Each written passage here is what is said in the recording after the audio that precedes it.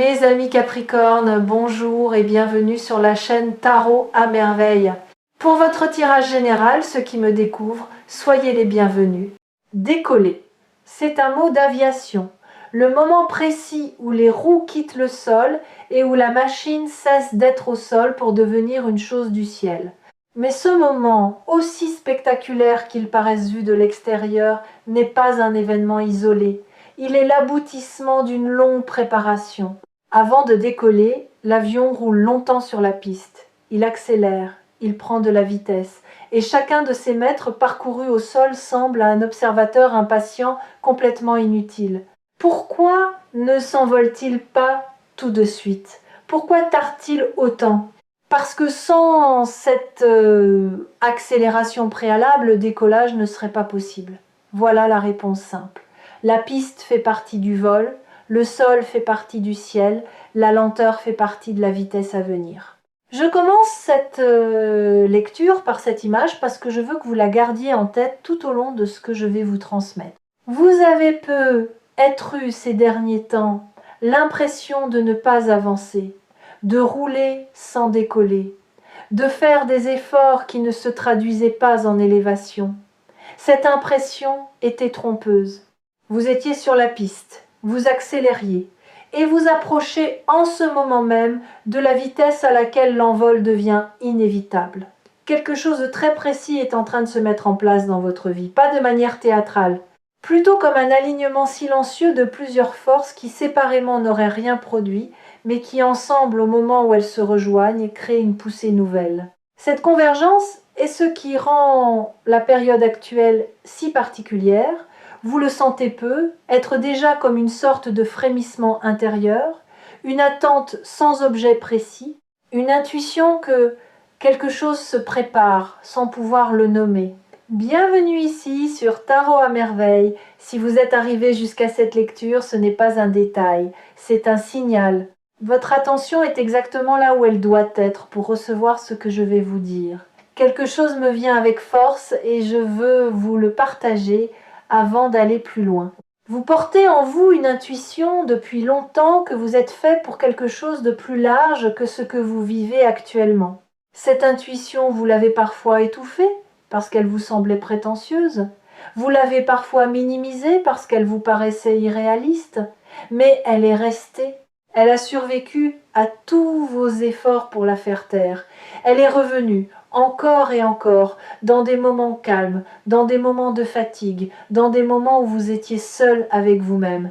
Cette intuition n'était pas une illusion, c'était pas non plus de l'orgueil mal placé, c'était la voix de quelque chose en vous qui sait, qui a toujours su, qui attend simplement le moment où le contexte extérieur permettrait à cette connaissance intérieure de s'incarner, et le contexte extérieur en ce moment est en train de s'aligner. Ce n'est pas vous qui changez, c'est plutôt qu'enfin vous allez pouvoir être pleinement ce que vous étiez déjà. La différence est subtile, mais elle est essentielle. Le décollage n'est pas une transformation, c'est une révélation. Laissez-moi décomposer pour vous ce que je perçois, parce que ce qui s'apprête à se passer mérite d'être compris dans ses différentes dimensions.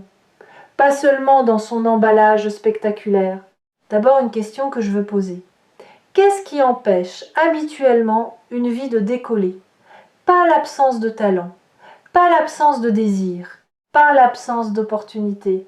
Le plus souvent, ce qui empêche une vie de décoller, c'est une fidélité invisible à des modèles anciens, des manières d'être qui ont été utiles à un moment donné et qui sont devenues, sans qu'on s'en rende compte, des poids morts qu'on continue de transporter par habitude, comme un avion qui chercherait à décoller en gardant ses cales sous les roues.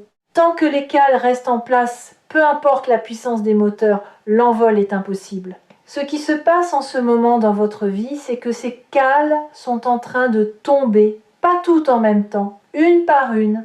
Vous l'avez être senti à travers de petits événements récents qui semblaient perturbants sur le moment, mais qui, en réalité, vous délestaient de quelque chose. Une situation qui s'est résolue sans que vous y soyez pour grand-chose. Une relation qui s'est rééquilibrée. Un projet qui a pris une direction inattendue. Chacun de ces ajustements retire un poids. Chacun de ces ajustements vous rapproche du moment où plus rien ne vous retient. Maintenant, je veux explorer avec vous quelque chose qui n'est pas évident à entendre.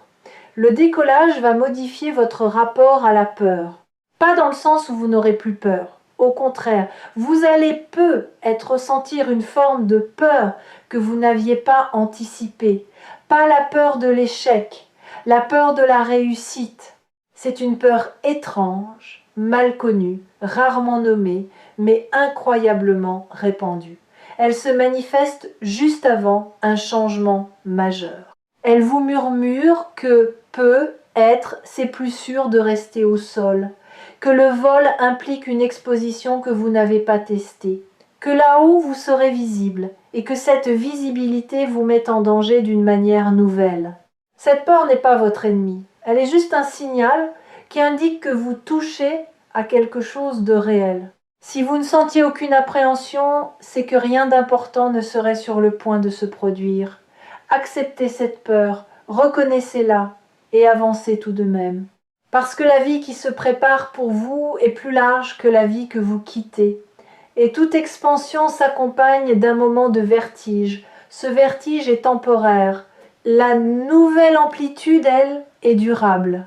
Il y a aussi quelque chose à dire sur la visibilité. Vous avez peut-être passé une grande partie de votre vie à préférer la discrétion. Pas par manque d'ambition, mais par une certaine pudeur. Une préférence pour la profondeur sur l'éclat. Une méfiance instinctive à l'égard de ceux qui se montrent trop. Cette discrétion a eu sa beauté.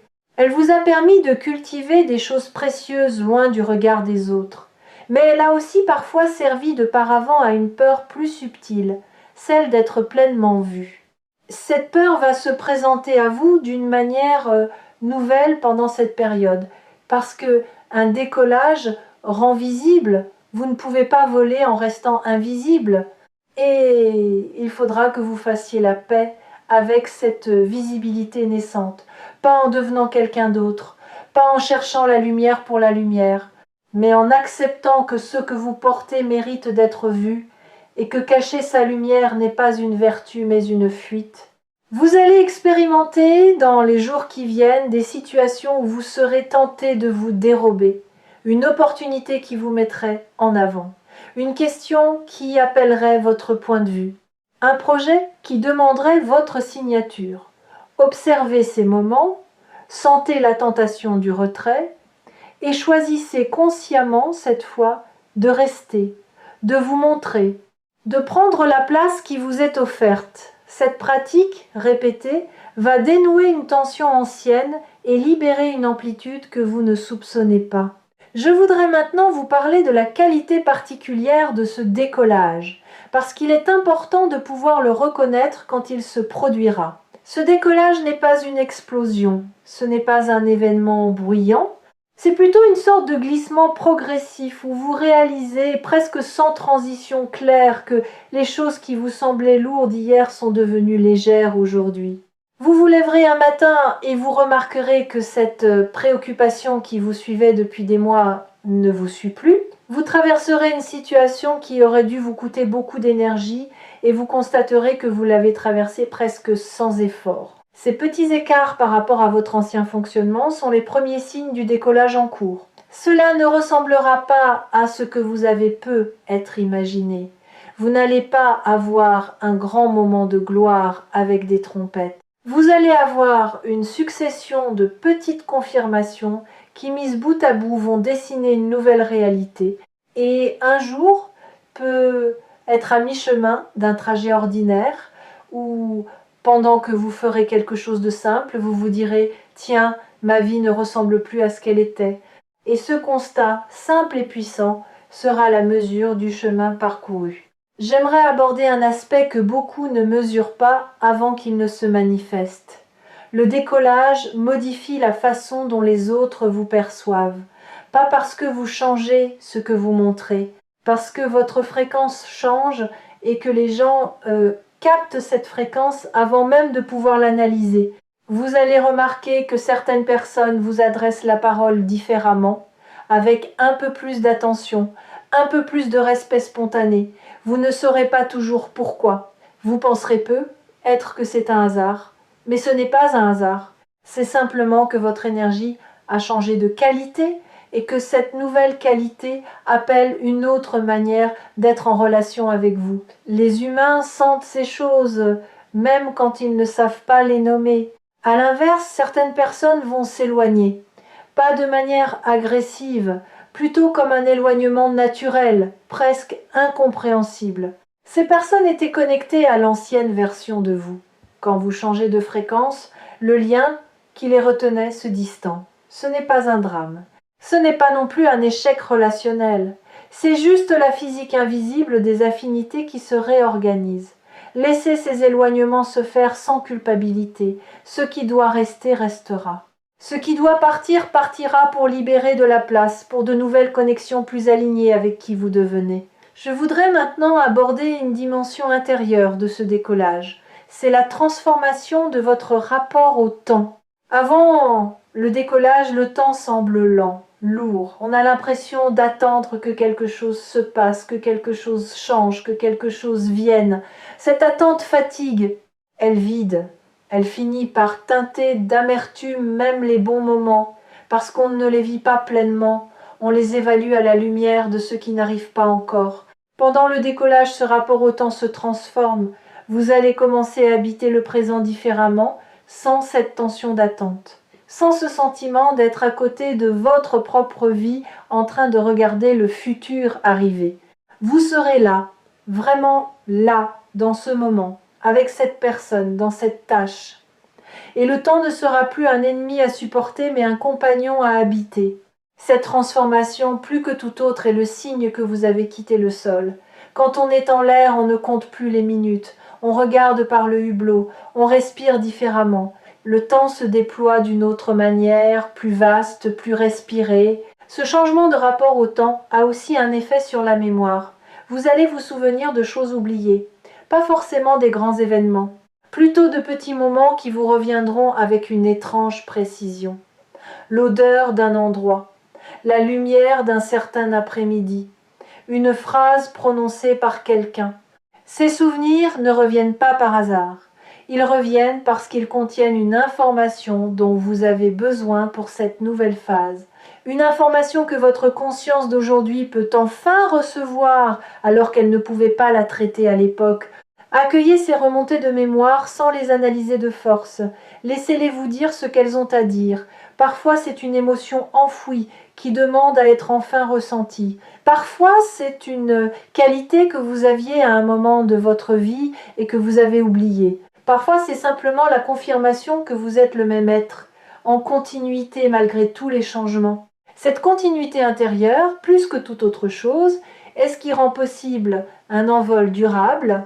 On ne décolle pas en se reniant, on décolle en s'intégrant. Sur Tarot à merveille, je rappelle souvent une chose qui surprend les gens, le décollage n'est pas une récompense pour ceux qui ont assez attendu.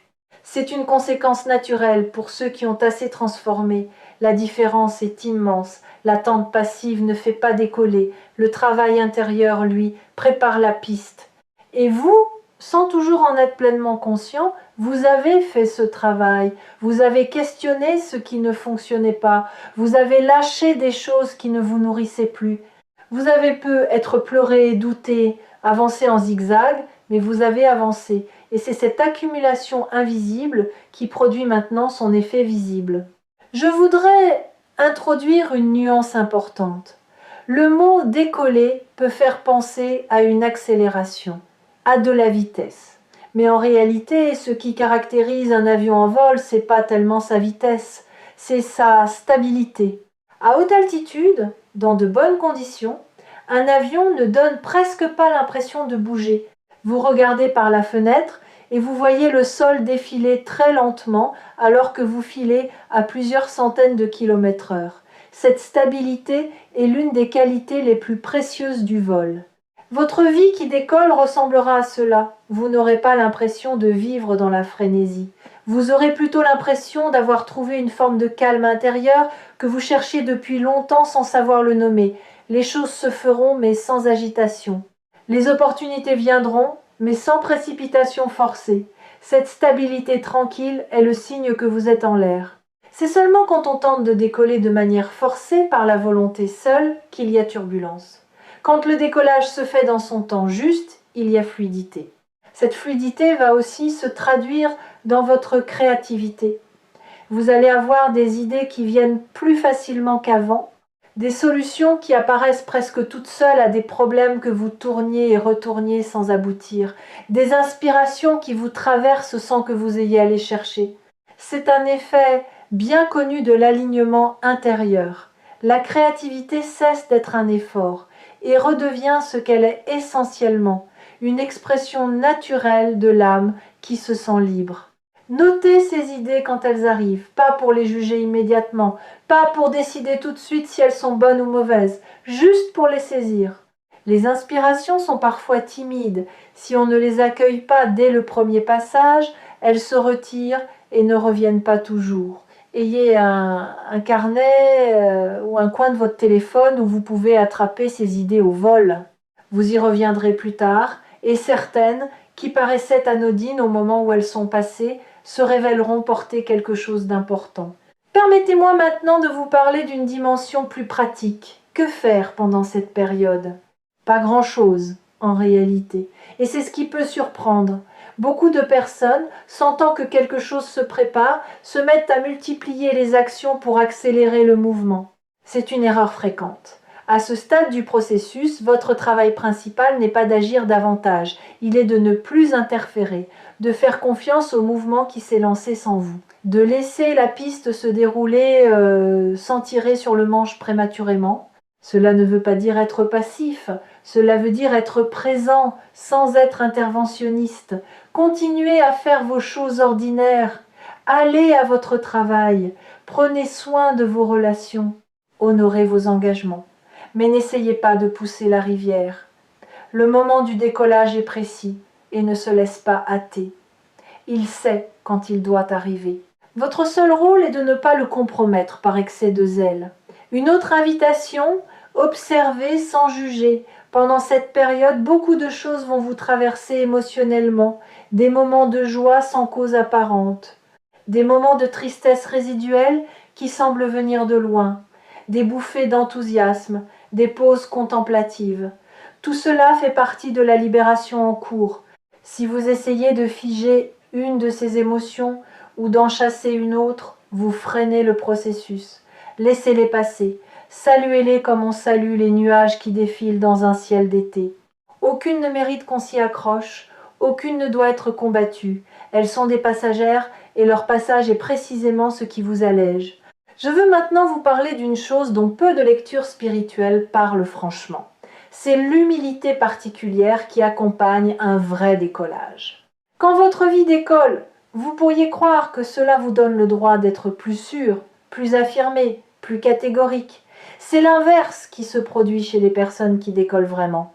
Elles deviennent plus humbles, pas humbles au sens d'effacer, humbles au sens de profondément conscientes que ce qui leur arrive n'est pas seulement le fruit de leur volonté.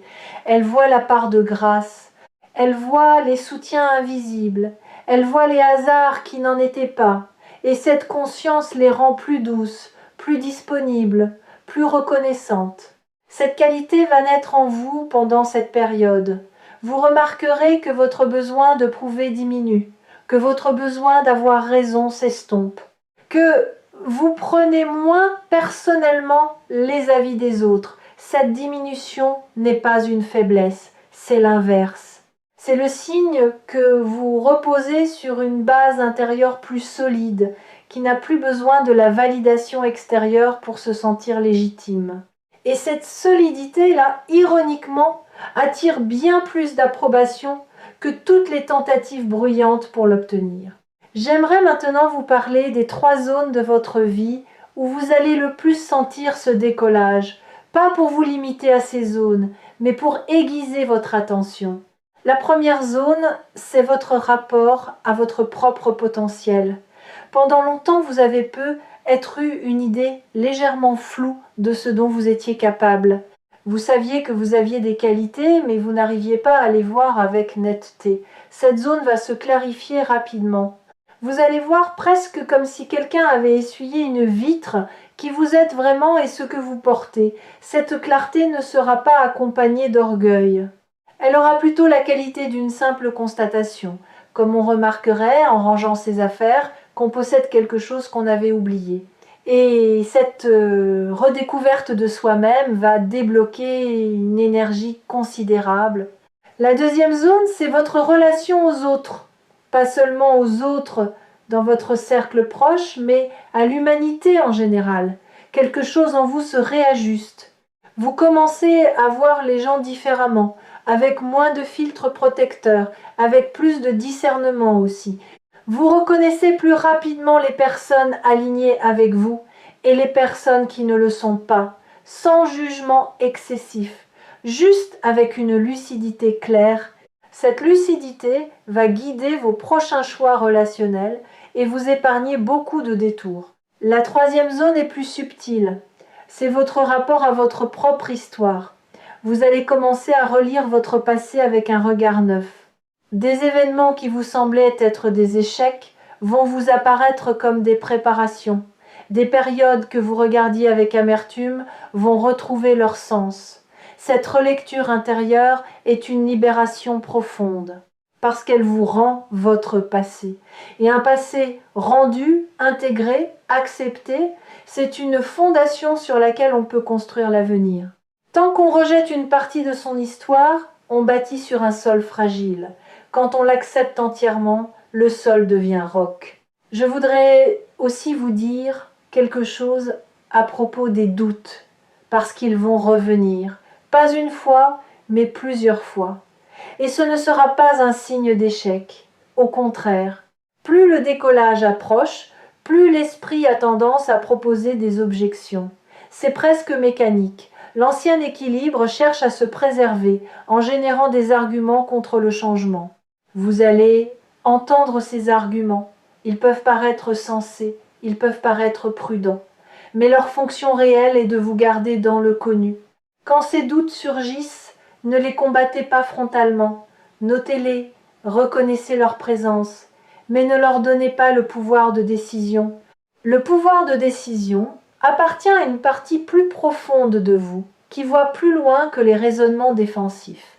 Cette partie plus profonde, vous la sentez quand vous êtes calme, quand vous respirez, quand vous écoutez votre intuition silencieuse plutôt que votre mental bavard. Faites confiance à cette voix-là, c'est elle qui pilote l'avion.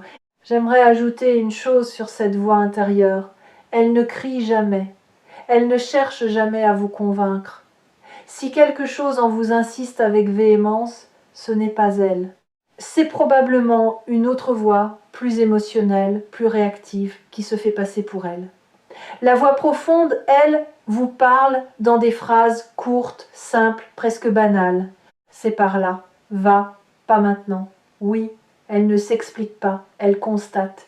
Et elle a toujours raison, même quand sur le moment, ce qu'elle dit semble illogique. Apprendre à reconnaître cette voix, à la distinguer du bruit mental ambiant, est l'un des grands apprentissages de la vie spirituelle, et c'est une compétence qui se développe progressivement. Plus vous lui faites confiance, plus elle parle clairement, plus vous l'ignorez, plus elle se retire. Pendant cette période d'envol, elle va se manifester avec une netteté nouvelle.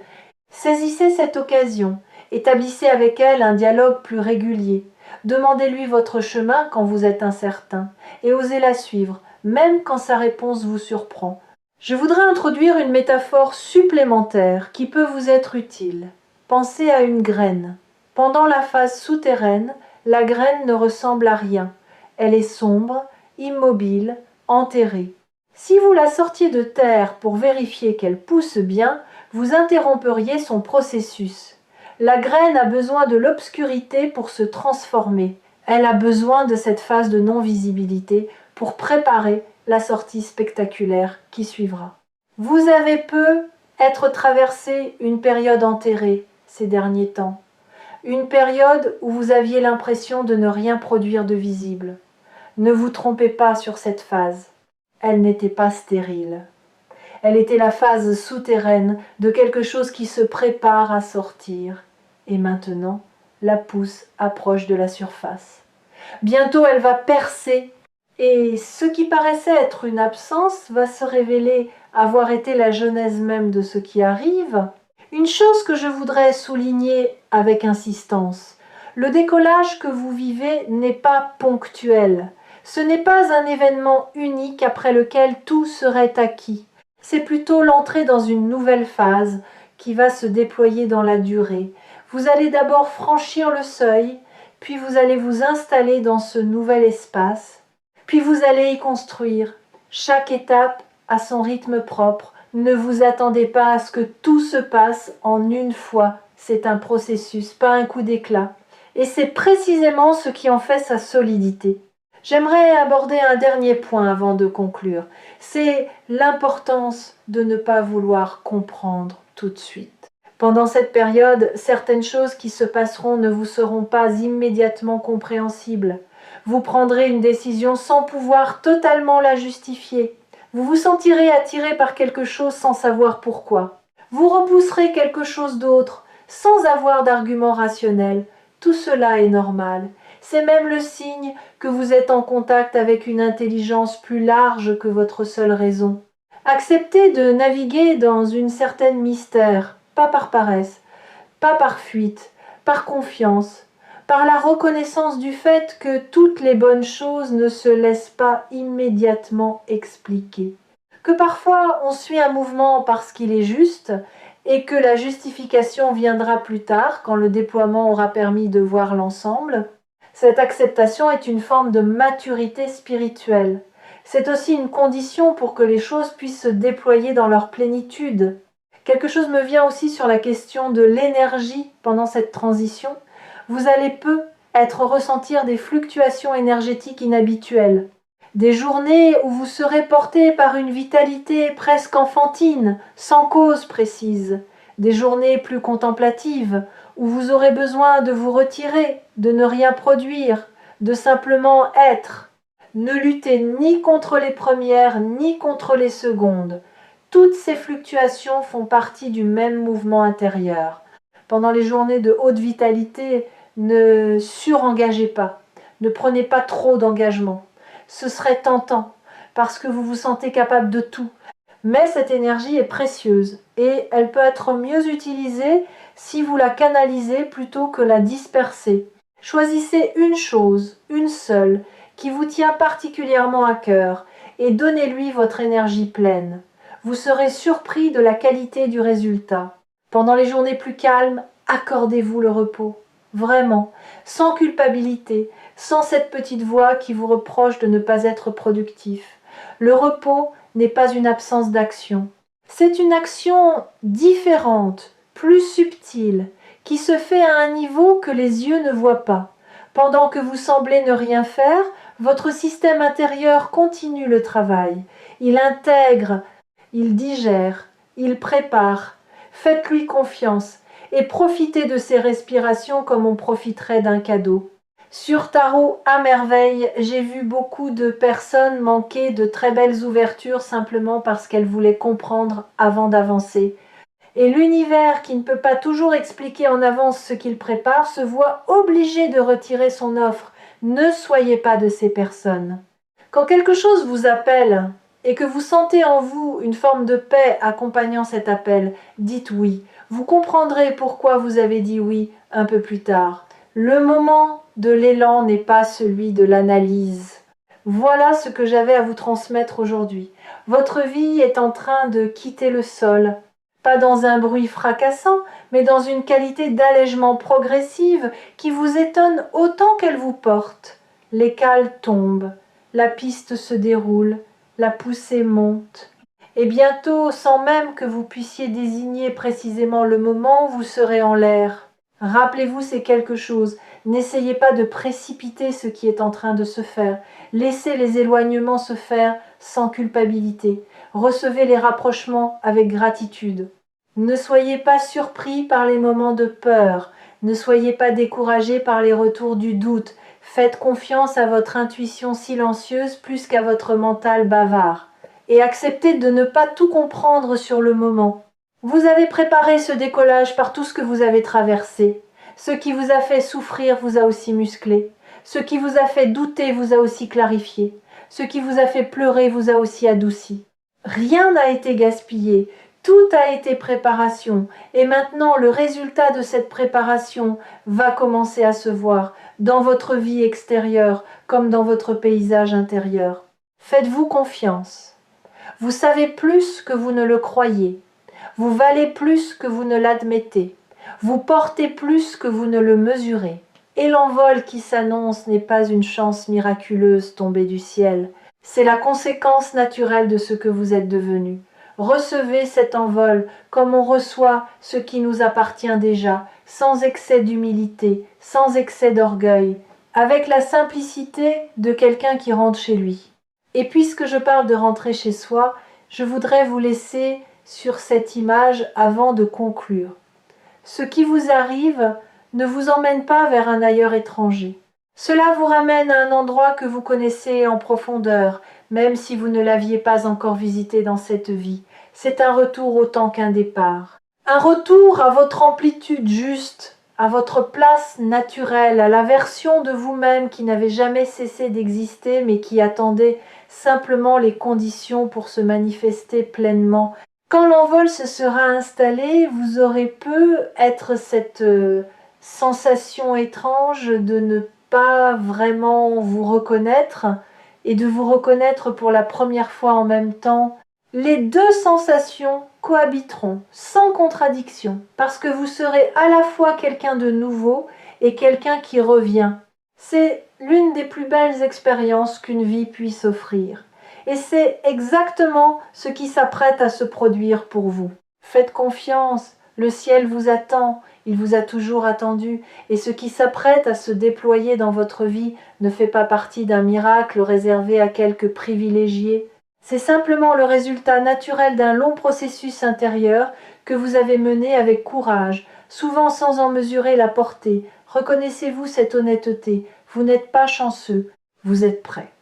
Et la différence entre les deux est immense, parce que la chance s'épuise alors que la préparation, elle, s'incarne durablement. À très bientôt dans le ciel.